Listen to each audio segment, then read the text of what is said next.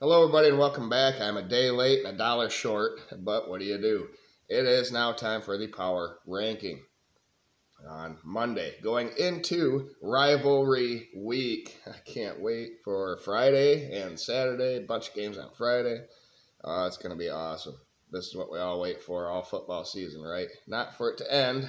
Fortunately, a lot of teams will be done for. The non-bowl eligible teams will be done this weekend, and that kind of sucks. But for the rest of us, it will continue and up one spot from last week. Yeah, that's right. I swapped Michigan and Georgia. Georgia's number one this week, 11-0. They won at Tennessee, 38-10. Not that Tennessee's any great team or anything, but they have strung together some performances that have been great. Meanwhile, Michigan, offensively, what's going on? So we'll talk about Michigan here, but Georgia, either Carson Beck is amazing or these SEC defenses are not. I think Beck is really good, all right? He's getting 302 yards per game this season, has 21 touchdowns and only 5 interceptions. Georgia is a complete team. They are at Georgia Tech this upcoming week. They will blow them out of the water, and I expect they will. Well, we'll talk about championship week next week, but they'll be playing Alabama in the championship game, and what a game that's going to be. All right. Down one spot, like I said, Michigan, 11-0. They won at Maryland, 31-24, a one-score game. There were kinks in the armor at Maryland defensively.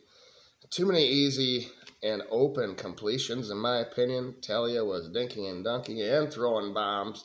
He was doing it all and seemed to carve us up, and that worries me going into my number 3 team, the game this weekend. But I think it's a good test, and it's a good thing that we went through them problems, because now we can do something a little bit different, because we're going to have to lock down Marvin Harrison Jr.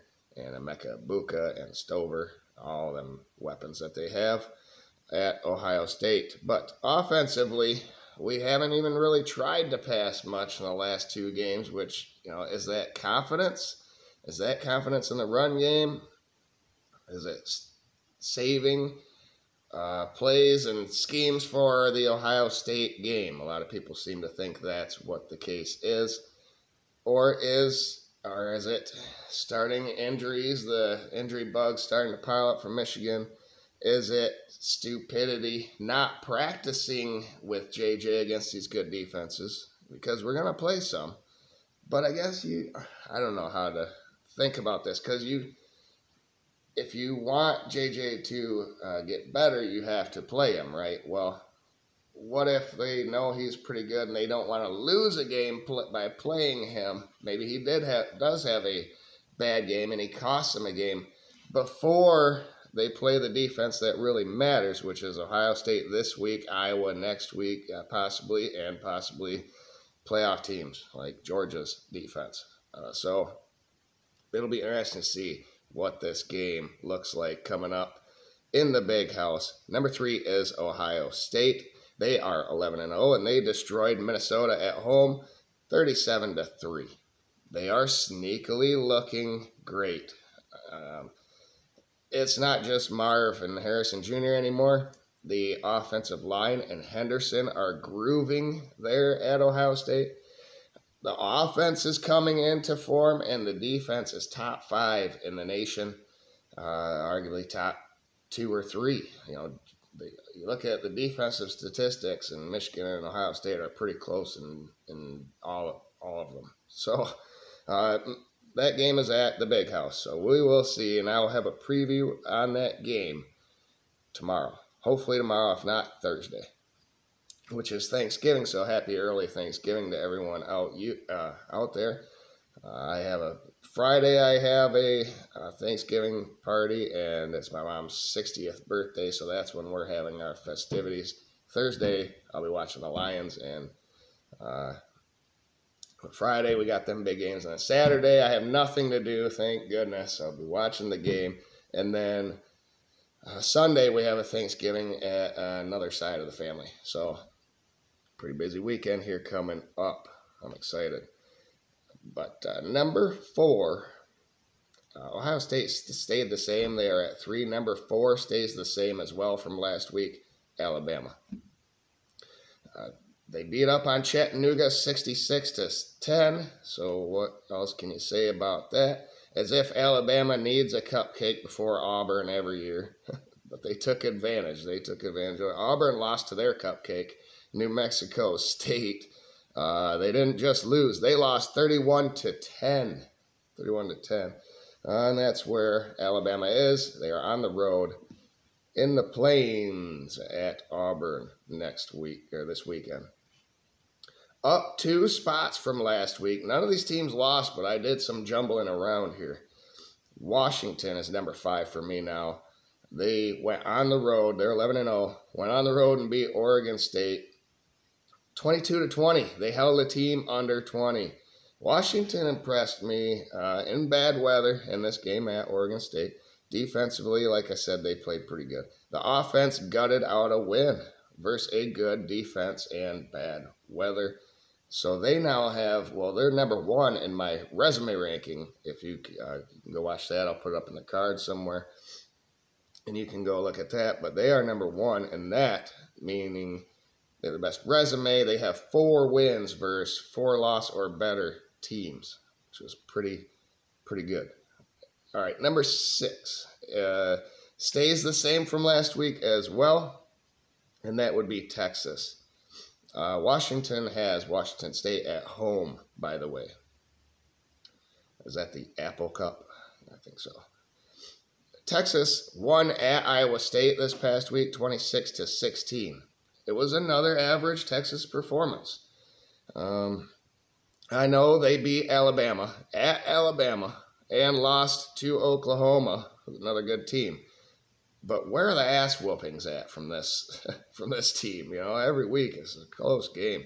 You should be in the playoff if you win out and only have, or you need one of these 4 undefeated teams, obviously, to lose. But you should be the first team in if one of them do lose, in which one of them is going to lose, either Michigan or Ohio State this weekend. So handle your business, win out, you'll move up in my power ranking, promise you. Number 7 is Florida State. They are down 2 spots from last week. They beat Northern Alabama 58-13, but lost Jordan Travis. Sounds like he's going to be out for the remainder of the season. Tate Rodemaker went in and had 13 completions for 23 attempts and 217 yards. He had 2 touchdowns in the absence of Jordan Travis, but that was versus Northern Alabama. So I'm starting to wonder how big this loss is going to be for them, the loss of Jordan Travis, that is. Florida State was losing 13-0 in this game, so maybe it was a blessing in disguise. You could look at it that way too. I don't know, but they dropped down 2 spots for me, number 7, even though they are undefeated 11-0. They are at Florida this week, and I think that game all of a sudden is pretty interesting as well. Number 8 stayed the same, Oregon. They are 10-1. They won at Arizona State 49-13. They are handling out ass whoopings. The problem is none of them are versus quality opponents. I think their only quality win is Utah. But Bo Nix, man, he went off. We'll talk about the Heisman here probably in the Ohio State-Michigan breakdown preview, but I think he's my number 1 guy.